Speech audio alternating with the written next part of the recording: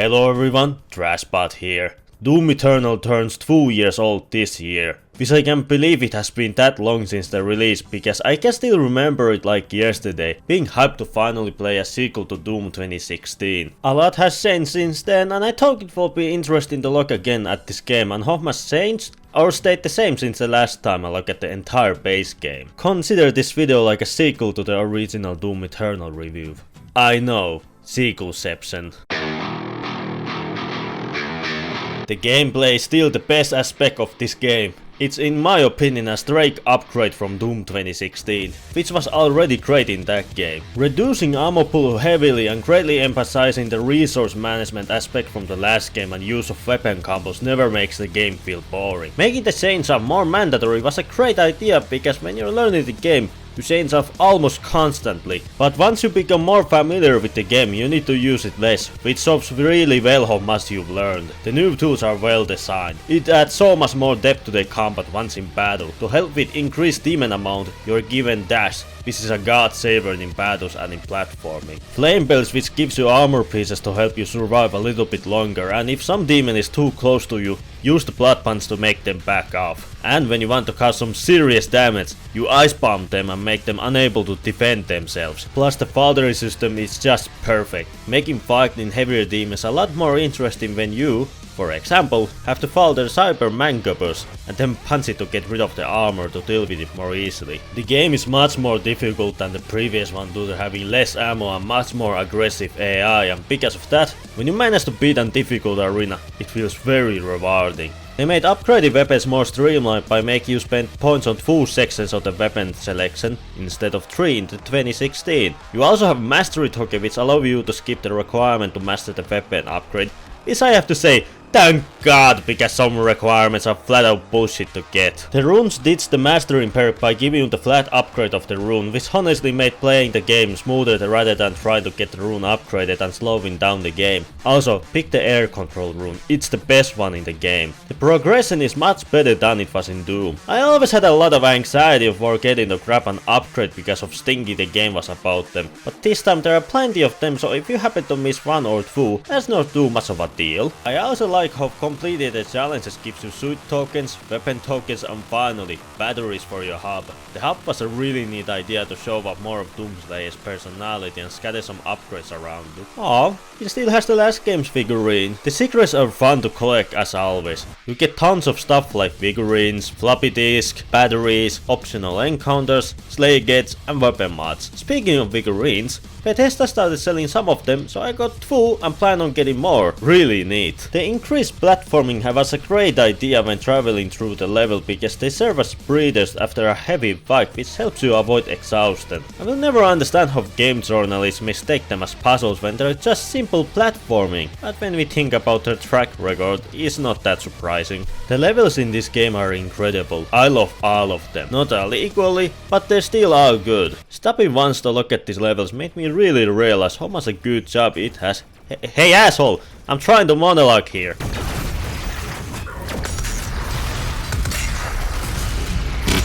So as I was saying, it has done a great job with these levels. My favorite is Mars Core. I like the opening cutscene of Doomguy asserting his dominance over the Virgin Giantess and Soldier, then proceeded to head towards BFs in 10,000 and then shoot a hole into the surface of Mars, then flying through pieces of Mars and UAC base, and then making fun of Samuel by using the cannon as a teleport.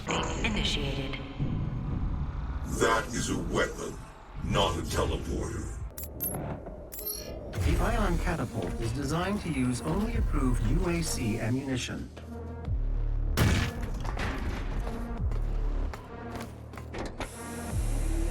Three, two, one.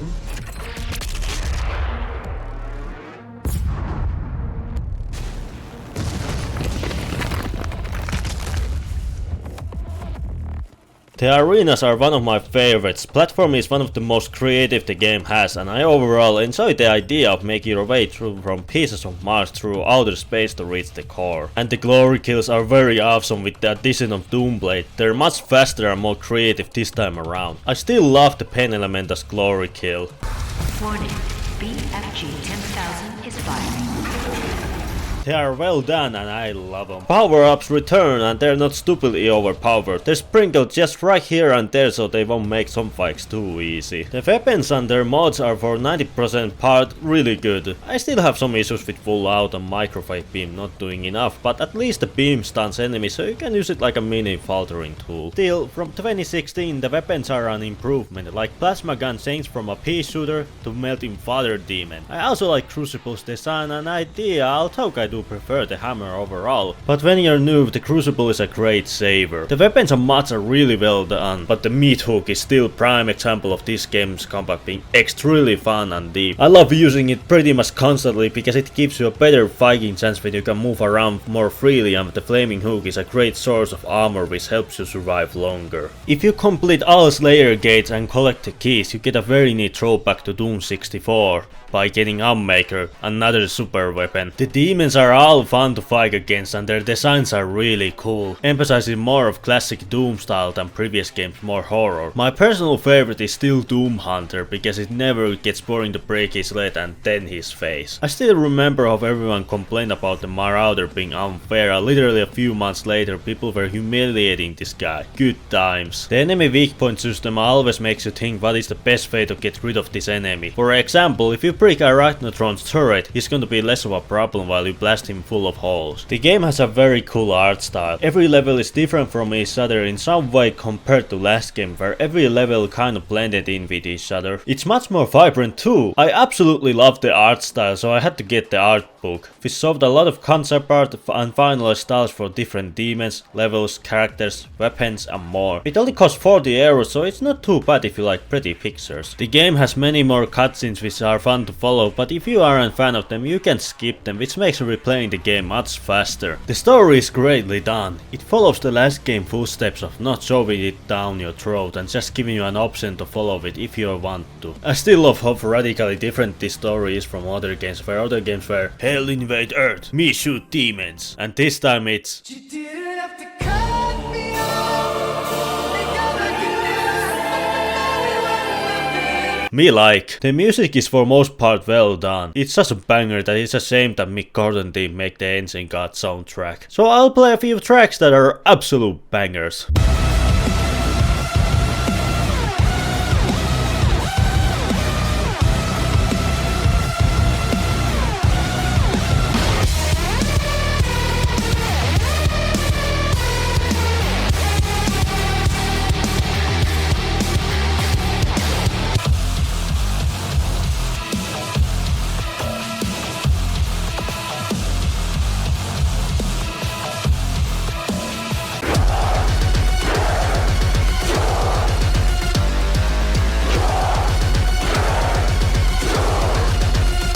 The bosses are great this time as well. Gladiator and Icon of Sin being the best bosses for how challenging and awesome they are. I really love the fact that the Doomslayer is the Marine from previous games. Really adds a lot more depth to the character when you know how much he has been through. Losing his family, Pet Bunny and Nike Sentinel brothers. But he is mostly the most angry about losing Daisy. Those demons really had it coming. I love the customization very much, especially when they can be unlocked through play the game. I know that earlier when cosmetics need to be bought with money now, but you had a month's time to get them when they came out, plus the XP was plentiful so you didn't even need to grind. My favorite Slayer skins has to be Astron OG Doom guy because I really like the color white, plus it's so legendary to be able to rip and tear as Doom Marine. I also really like that I can run around with the classic pump shotgun. It's very personalized when you can choose how you and your weapons will look. I mean, I'm sure nobody complained when you go play as a Boomer Slayer. And the art book even has its own section for the skins. Have I said enough why this book is so great? After you are done with the single player, there is so much more. There are 2 campaign DLCs which I have made their own respective videos, so watch them if you want to know more about my opinions on them. Then you got master levels which are just insane at some points. The other levels some beat and make demon encounters much more intense. Then there is Horde mode which replaced Invasion which was stuck in development ever since its reveal and after Doom Eternal's release. And honestly, it's maybe for the better really, because this mode slaps hard. You start with only your combat shotgun and get points for killing demons. At certain waves there come special targets which if killed in time gives multiplier which makes you hit harder, plus you get more points. There's also kill X demons in certain time, coin collection and platforming. The later challenges get really challenging, especially when you get bonus points for not using BFG at all. And then there is battle mode.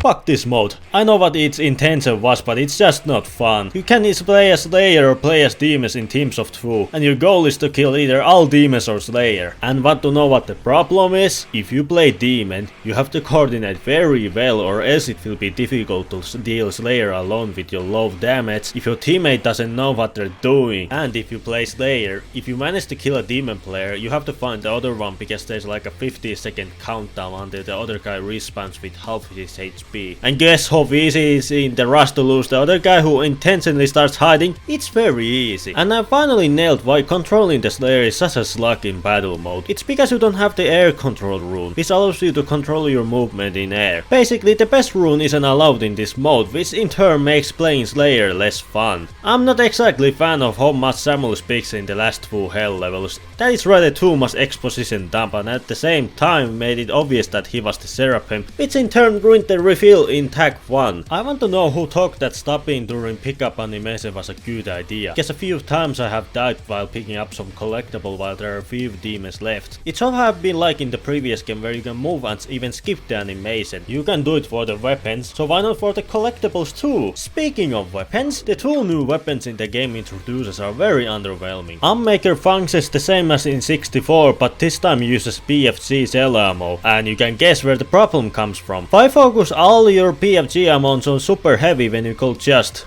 nuke the entire room? It has some use in DLCs, but in the base campaign, it's bad. And Crucible has a different problem entirely. The melee system in this game is a bit funky, so if you try to slice Archvile down, there might come another demon your way, make you slice it first, then Archvile, make you face 2 out of 3 charges. And getting close to the target might be a bit difficult if they have some kind of knockback attack, so make sure you falter them first. Also, when you get better at the game, the less you have to use the sword, because it's like the change-off in 2016. You first have to get it out and then use it on this demon. Please add an option to skip these battery animations. I know you're proud of them, but I'm tired of seeing it every time I place it. Also, this arena is pointless. Why would you go there to train your skills when you could just train replaying the game? So during the game's launch, people noticed that the music was lacking and it turns out they weren't mixed properly and some other guy had to make sure they sound good. In fact, Mick only mixed 4 tracks in the entire game.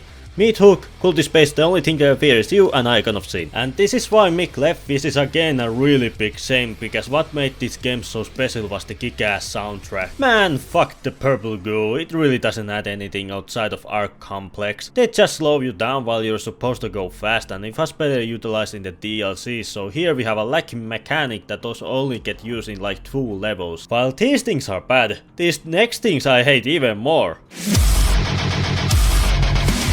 So remember when I mentioned you can skip cutscenes? Well, you can throw that shit in the dumpster because this game has unskippable cutscenes. While luckily you can skip story-based cutscenes, you can skip those which show you where you're supposed to go, and it gets old fast. Because for first time players, I understand you might need them, but I have played this campaign like 20 times already. So give me an option to skip them, damn it. While Samuel speaks about the lore in the last 2 hell levels, you have to go through a slow ass cage ride and an elevator ride that slows down to show you the soul extractor. I realize why they gave us an option to kick Samuel's ass in the first DLC. I haven't forgotten about the Denuvo kernel level anti-cheat, which basically will spy on every activity so you won't see it on battle mode, which was also added 2 months after the game's release. This update also made the game run like shit. I remember the game was nearly unplayable with the low FPS for like 2 weeks. Thank god they reverted those changes, because when people play this game, it's for the kick-ass campaign, not for the multiplayer. During the pandemic's peak, the game was ridden with bugs and other small issues, like when you open the dossier, the ambience will play even if you closed it and went to the main menu. I would avoid looking at challenges during the game so I won't have to deal with this, which in turn made challenges harder to complete when you have memory of a goldfish. But for our relief, it has been fixed, but there are still bunch of other bugs affecting this game, like enemies getting stuck on hard mode, which makes you start the whole level from start, which also happened during Arc Complex. Music not playing properly in Mars Core. I had to turn on VSync to be able to record this game while it originally didn't need that, so that's really fun. This is just tip of the iceberg, so you can search up the other bugs if you are interested. Berserk power up was great in 2016. It's not great in Eternal, so in previous game it was quick and brutal, it showed up few times in the game. In Eternal it only appears once, and I am glad it only appears once. Yes, this is not great. It's so slow and the animations aren't so brutal compared to 2016. But I guess I can understand why they made this change, because Eternal wants to be a harder and skillful shooter, so giving players an insta-kill option can be damaging in the long run. Still, Berserk's stinky. This game slaps hard. It's easily my favorite shooter to come out in recent years. I can't really enjoy any shooters because they are either so pay to win it hurts, or they are too slow for my taste. Because after putting 5k hours on TF2, any shooter that doesn't have move and shoot in its design will put me off from it. And Doom 2016 and Eternal are just like that, but so good. The second DLC's ending has made me very excited for the potential future game. I mean, there are a lot of possibilities where they can go with Doom now that they introduced the multiverse. Nice Sentinels and Makers in the lore of the Doom franchise. Hopefully we will get a new game soon. Thank you all for watching and have a nice day.